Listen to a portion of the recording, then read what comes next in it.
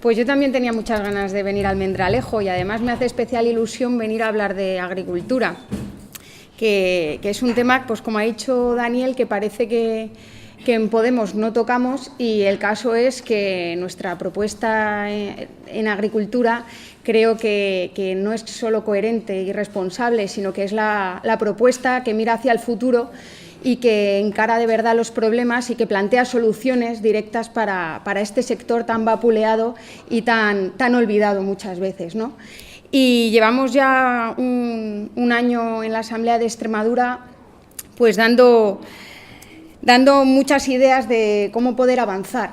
Lo que pasa que es complicado, somos solo 6 diputados, pero os puedo asegurar que nuestro espíritu está mostrar que otra agricultura y otro modelo agrícola es posible, un modelo que sea rentable y que los agricultores y agricultoras puedan vivir de él y no se sientan pues ninguneados ni nada por el estilo.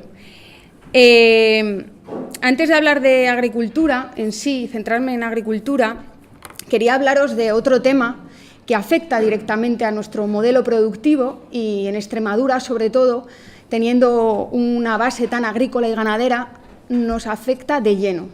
Y estos son los tratados de libre comercio e inversiones que se están negociando ahora entre la Unión Europea y algunos países.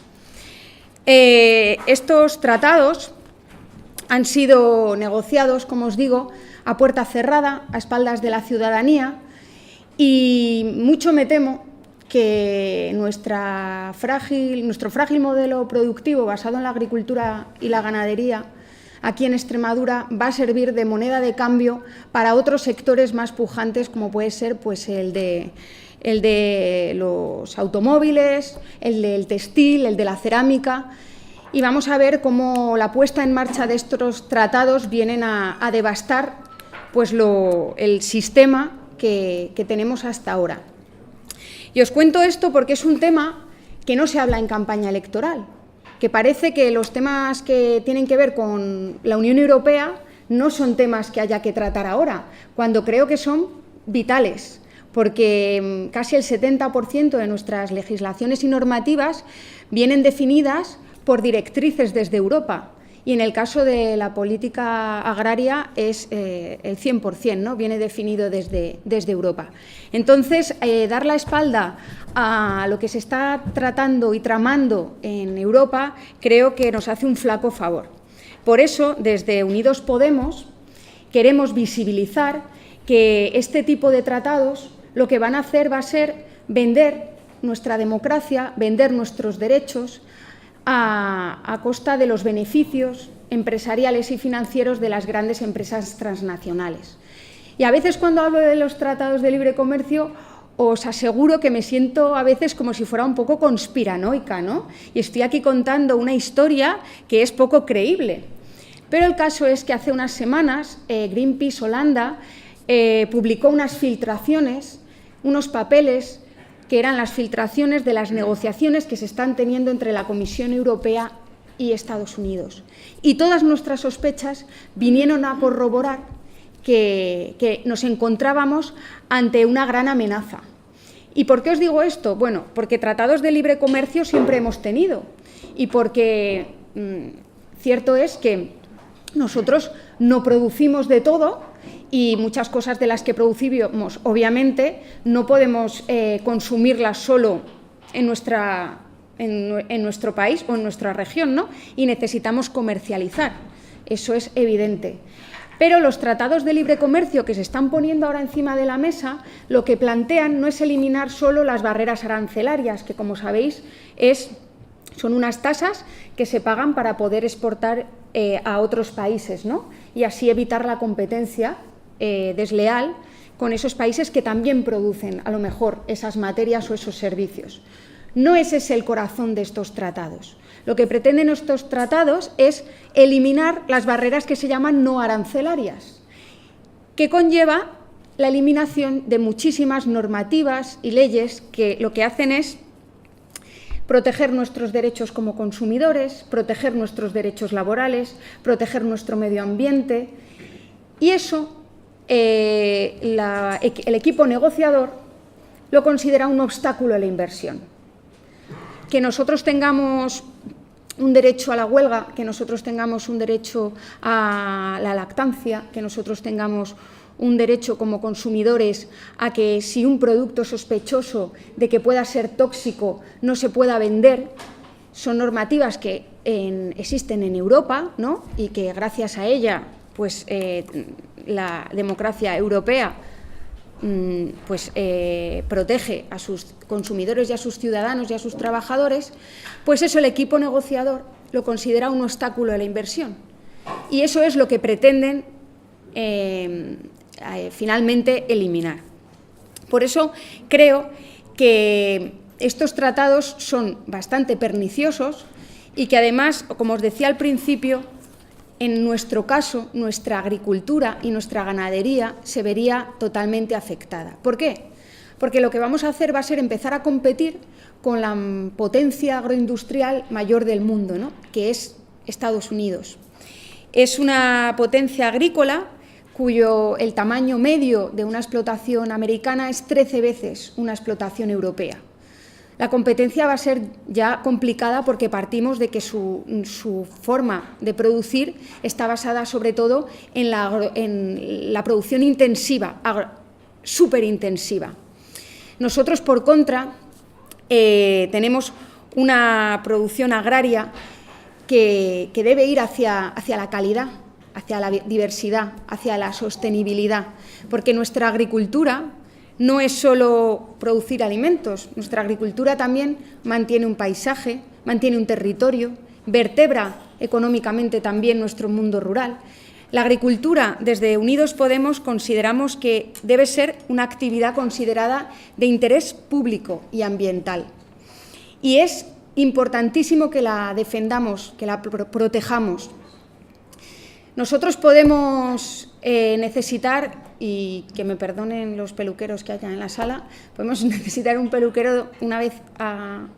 Yo no voy a decir cada cuánto voy a la peluquería porque igual me paso, de que voy una vez al año o más, pero cada mucho tiempo. Os quiero decir que los agricultores los necesitamos 3 veces al día, 365 días al año. Los agricultores no es una profesión cualquiera, no es un sector cualquiera. La agricultura es un sector vital, y vital, cuando digo vital, lo digo con todo el sentido, es que lo necesitamos para vivir. No podemos abandonar la agricultura a ser meros importadores de nuestras materias. Necesitamos tener una agricultura fuerte, pero necesitamos tener una agricultura también que sea sostenible y que, sobre todo, bueno, pues que apoye la economía social y familiar. Como os digo, el TTIP es un tratado que hay que derrocar, que no nos va a traer nada bueno, porque es un tratado mastodóntico que engloba no solo lo que es no solo vamos a tener problemas en cuanto a nuestra agricultura y nuestra ganadería, sino que, como luego os comentará Amparo, vamos a dejar vendida nuestra democracia a muchos niveles, ¿no? Para que os hagáis una idea, se plantea también que nuestras leyes y normativas se aprueben o no dependiendo de si infieren con los tratados de libre comercio. Con lo cual, si el día de mañana queremos aprobar una ley donde diga que nuestros comedores colectivos tienen que tener productos locales de temporada y ecológicos, quizá esta ley vaya en contra de los beneficios que puedan esperar las grandes empresas transnacionales, puedan considerar que estamos hablando de un obstáculo en la inversión, de una competencia desleal por priorizar consumir productos locales antes que productos del libre mercado, y todo eso pues, va a suponer que vamos a estar siempre supeditados a los beneficios de las grandes transnacionales y no a los beneficios de la mayoría social. Y como decía Susan George, que es una activista americana, porque estos tratados, que sepáis que no es algo de Estados Unidos contra Europa, no, esto es la oligarquía, las grandes empresas transnacionales de un lado y del otro del charco, contra las clases trabajadoras de un lado y de otro del charco. y aquí ya hay más de 1.500 municipios en Europa que se han opuesto al Tratado de Libre Comercio e Inversiones con Estados Unidos, y en Estados Unidos también hay muchas voces en contra de estos tratados. Susan George decía que este es el tratado vampiro, que en el momento que le dé la luz y que la gente sepa qué es lo que se está tramando a sus espaldas, pues que este tratado no podrá vivir y morirá. El caso es que estamos viendo cómo, debido a la presión ciudadana, debido a que la gente está tomando conciencia hacia dónde avanzamos, pues se están dando pasos para, por un lado, hacer más potable estos tratados, que nos parezcan a todos más amables, cosa que es complicada, porque ya os digo que cuál es el fin último, ¿no?, de estos tratados, pero que considero que entre todos y todas seguramente que los paremos. Pero para pararlos también es muy importante lo que hacemos con el voto, porque lo que tenemos que hacer es apoyar gobiernos que se opongan tajantemente a este tipo de tratados. Nosotros no decimos no al comercio internacional, lo que decimos es, si queremos vender aceite, si queremos vender fruta de hueso, si queremos exportar algún producto, hagamos tratados sectoriales, pero no hagamos este tipo de tratados mastodónticos que dejan abierto a que las grandes empresas transnacionales puedan hacer y deshacer a su antojo todo lo que ellas quieran. Seamos un poco más responsables, ¿no?, con la ciudadanía. Bueno, deciros también que tenemos el TTIP, aún no se ha acabado de negociar, está en trámites de negociación, pero que el CETA, que es el tratado con Canadá, ese ya está negociado. Ese ya están todos los papeles encima de la mesa para ratificarse. Y consideramos que el CETA es como el caballo de Troya del TTIP. ¿Por qué? Porque 42.000 filiales americanas, 42.000 empresas americanas tienen filial en Canadá, con lo cual aprobar este tratado sería pues poner como el TTIP a prueba. El gobierno de Mariano Rajoy, un gobierno en funciones, ha dado pasos muy activos porque este tratado, el CETA, se implemente, y no solo se ratifique, sino que además se implemente de forma provisional, que se implemente antes siquiera de ser ratificado por el Parlamento Europeo. Os tengo que decir que cuando Podemos Extremadura presentó en la Asamblea de Extremadura una propuesta en contra del TTIP para que nos opusiéramos como región, sobre todo por todas las sospechas, ¿no?, que teníamos sobre este tratado, y aún no había habido las filtraciones, ni habíamos tenido, y algo muy importante que se me olvidaba deciros, aún no habíamos tenido consciencia de cómo iban a quedar nuestras denominaciones de origen. Ahora ya lo sabemos. Ahora sabemos que el Ministerio de Agricultura de España ha presentado una lista con las denominaciones de origen que quiere que Estados Unidos reconozca. Estados Unidos no reconoce las denominaciones de origen. Ellos tienen marcas registradas y no entienden que un producto tenga que estar asociado a un territorio. ¿Qué quiere decir? Pues que ellos pueden elaborar torta del Casar, ellos pueden hacer queso de Parma, queso feta, vino de La Rioja, porque entienden que es una marca comercial, no que es un producto asociado a un territorio, asociado a una forma de hacer tradicional. Entonces no consideran las denominaciones de origen, y eso es un punto muy caliente de este tratado. En Europa hay 1.700 denominaciones de origen, y entonces la Comisión Europea decidió que se presentara un listado de 250 denominaciones que pudieran ser aceptadas por Estados Unidos y que esas denominaciones no se tocaran. ¿Cuál ha sido nuestra sorpresa cuando, al ver el listado de las denominaciones de origen que ha presentado el Ministerio, no hay ninguna extremeña? Ninguna. De las 12 denominaciones de origen que tenemos, no hay ninguna, cuando Extremadura en sí misma es una marca de calidad, cuando Extremadura lo que tiene que ir es hacia competir en calidad y no en cantidad, porque además es que no podemos y no tiene ningún sentido, porque nuestras denominaciones de origen van unidas a fomentar otros sectores.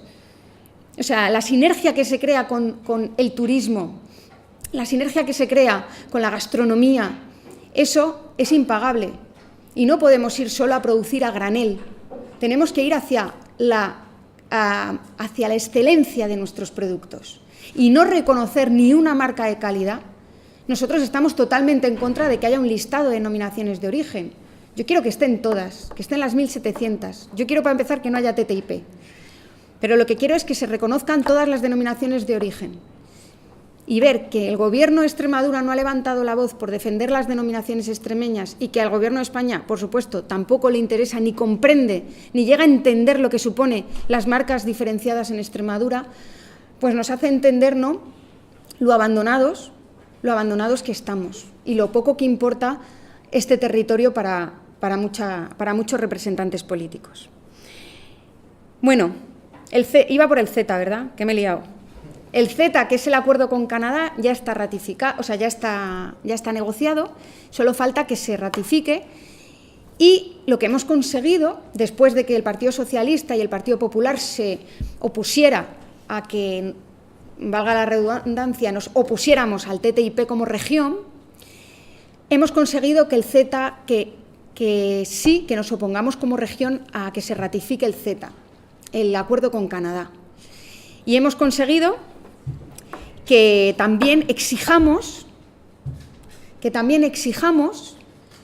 que todos los tratados de libre comercio sean ratificados por los parlamentos nacionales, por los 28 parlamentos nacionales, no por el Parlamento Europeo, sino por cada uno de los 28 parlamentos nacionales, porque entendemos que si tiene implicaciones directas en la economía, en el sistema sanitario, educativo, en la sociedad en general, tiene cada parlamento y tiene cada país que elevar la voz. Y eso no se puede decir en un Parlamento Europeo. Entonces, bueno, deciros que sí que hemos conseguido que, como región, Extremadura es la segunda región europea que se opone al CETA después de Valonia en Bélgica. Por ir acabando, ya os he dicho que para Unidos Podemos la agricultura es una actividad de interés público y ambiental y que entendemos que tenemos que trabajar por su diversificación. No podemos dedicarnos solo a 2 o 3 cultivos. Necesitamos, sobre todo, intentar cerrar nuestros ciclos. ¿Y cómo cerramos nuestros ciclos? Pues todos seguramente que como extremeños y extremeñas nos hemos planteado que por qué produciendo unos alimentos de altísima calidad no los transformamos. ¿Por qué los animales los criamos aquí pero el cebo se va a otras partes y al final tenemos unos jamones estupendos de Guijuelo, unos jamones estupendos en Huelva y resulta que aquí hemos criado esos cerdos con las mejores bellotas de toda la península? Necesitamos cerrar nuestros ciclos, necesitamos también producir nuestros piensos y para eso tenemos una maravillosa Campiña Sur que está también abandonada, pero lo que necesitamos es que nuestros representantes tengan una visión integral y global de lo que significa la agricultura y cómo Extremadura puede ser un potencial. Somos los primeros productores en muchísimos cultivos, somos los primeros productores en arroz, en tomate, en tabaco, en corcho, en higo, en cereza, en frambuesa. Y lo que no podemos hacer es que el valor añadido de la transformación que se lleva en esos productos se haga fuera de nuestro territorio, porque estamos perdiendo toda la riqueza, porque luego vemos pues cómo los tapones de corcho los hacen en otras regiones, cuando aquí tenemos un instituto del corcho que lo que debería hacer es poner ya empresas piloto por el territorio extremeño que demostraran que aquí podemos transformar en forma de cooperativas, en forma de agrupaciones de productores. Todo eso es camino que nos queda por andar, pero lo que tenemos es que tener el horizonte claro hacia dónde queremos ir y la agricultura es un potencial. O sea, en Extremadura tenemos un potencial agrícola maravilloso y no podemos desaprovecharlo de esta manera. También deciros que por último,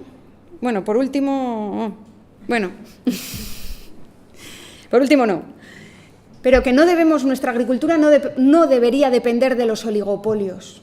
El otro día en Zaínos nos decían los corcheros que claro, que ellos ahora venden el corcho a un precio estupendo a una empresa. Y le decía una persona que tiene una pequeña empresa familiar en Jerez de los Caballeros, le decía, dentro de 9 años las pequeñas empresas familiares habrán desaparecido y solo quedará una empresa. Y ese precio que estáis ahora obteniendo ya no será nunca más, porque tendrán ya el monopolio. Pues eso es lo que está pasando con muchísimos productos, está pasando en el tomate. O sea, que el señor Monago el otro día en una entrevista en la radio se vanagloriara del sector del tomate, eso quiere decir, uno, que no tienen idea, y dos, que no se le han manchado las manos de coger tomates en su puñetera vida. O sea, no podemos caer en esa falacia de decir que la agricultura es un sector pujante y que es maravilloso. No podemos decir eso cuando estamos amenazados de que vengan las grandes transnacionales que producen por debajo del coste de producción, que van a ganar cuota de mercado de esa manera y que es legal. Es que una persona puede vender su producto por debajo del coste de producción. Eso debería ser ilegal.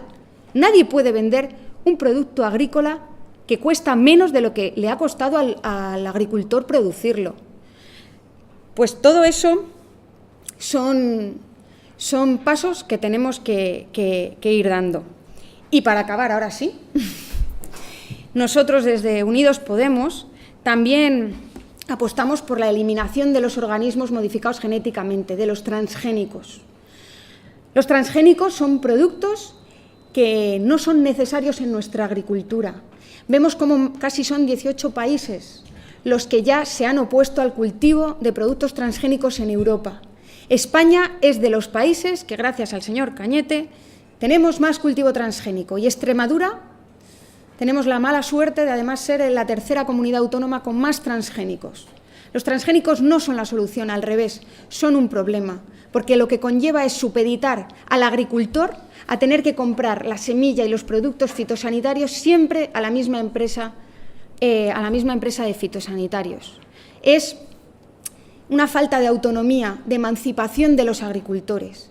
Y lo que necesitamos es precisamente lo contrario, que los agricultores sean autónomos, que tengan mayor libertad, que no tengan que estar sujetos a comprarle la semilla y los productos a la misma empresa. Y bueno, pues simplemente deciros que creo que el cambio es posible, que además estamos demostrando que estamos a esto, de lograrlo, de conseguirlo, que nos quedan muchas cosas por cambiar y que nos tenemos todos que comprometer con esta transformación social y política que nos exige ahora mismo este momento histórico en el que estamos viviendo, y que creo que el día 26 de junio lo vamos a lograr por toda la gente trabajadora, por toda la gente honesta y también por toda la gente del campo que se lo merece de una vez por todas.